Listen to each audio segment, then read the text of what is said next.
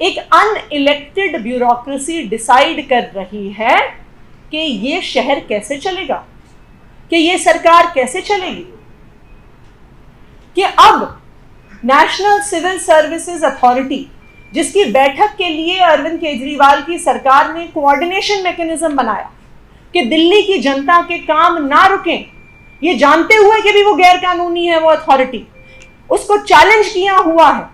लेकिन अब दिल्ली की ब्यूरोक्रेसी ने ये इंश्योर कर लिया है कि नेशनल सिविल सर्विस अथॉरिटी अब नहीं चल पाएगी, क्योंकि उन्होंने आदेश मानने से मना कर लिया। इससे क्या होगा? इससे दिल्ली की जनता के काम रुकेंगे, इससे दिल्ली की जनता के काम डिले होंगे। इसका नुकसान अगर किसी को होगा तो वो सिर्फ दिल्ली की जनता को होगा, उनकी कामों में देरी होगी और काम रुकने शुरू होंगे। अब मीटिंग नहीं होगी, आप ये कह रहे हैं? बिल्कुल। अगर एक कोऑर्डिनेशन मैकेनिज्म जो चुनी हुई सरकार ने बनाया, अगर उस कोऑर्डिनेशन मैकेनिज्म को, मीटिंग करने के तरीके को आज ब्यूरोक्रेसी मानने को तैयार नहीं है, आज मुख्य सचिव मानने को तैयार नहीं है, और वो उसके रिस्पांस में 10 पेज की चिट्ठी लिख के भेजते हैं कि हम आदेश नहीं मानेंगे, तो फिर ये national capital civil services authority कैसे चले? और जैसा मैंने कहा, ये अभी शुरुआत है। आज चीफ सेक्रेटरी ने ऐसी चिट्ठी लिख के भेजी है, लेकिन जब तक ये गैर संवैधानिक कानून बना रहेगा, तब तक दिल्ली में इस प्रकार से लोकतंत्र की धज्जियां उड़ती रहेंगी, संविधान की धज्जियां उड़ती रहेंगी। जब संविधान ने हमारे देश को लोकतंत्र बनाया, तो उस लोकतंत्र का क्या ढांचा बना?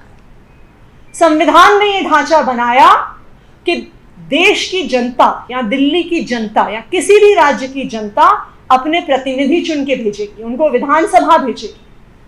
वो विधानसभा अपने में से कुछ लोगों को मंत्री बना के कैबिनेट में भेजेंगे, जो फैसले लेंगे, पॉलिसीज बनाएंगे और अफसरों के माध्यम से इंप्लीमेंट करेंगे। इसे कहते हैं ट्रिपल चेन ऑफ अकाउंटेबिलिटी। अफसरों की अकाउंटेबिलिटी, अफसरों की जवाबदेही मंत्रियों को है, मंत्रियों की जवाबदेही विधानसभा को है, विधानसभा के सदस्यों को है, और विधानसभा के सदस्यों की, विधायकों की जवाबदेही दिल्ली की जनता को।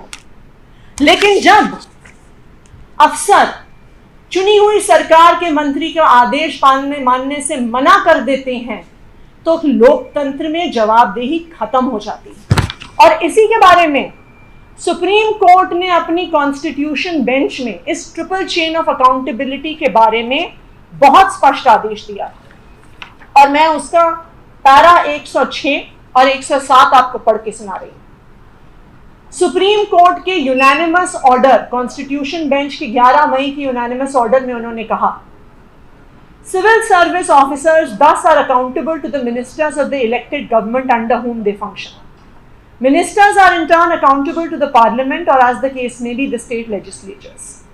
Under the Westminster parliamentary democracy, civil services constitute an important component of the triple chain of command that ensures democratic accountability. The triple chain of command is as follows. Civil service officers are accountable to ministers.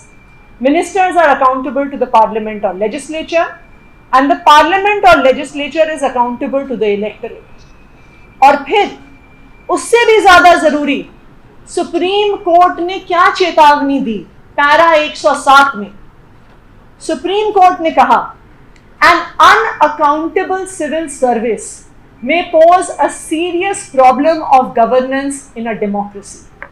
It creates a possibility that the permanent executive, consisting of unelected civil service officers who play a decisive role in the implementation of government policy, may act in ways that disregard the will of the people. और यही आज दिल्ली में हो रहा है, जब chief secretary चिट्ठी लिख के भेजते हैं कि हम चुनी हुई सरकार के मंत्री के आदेश का पालन नहीं करेंगे।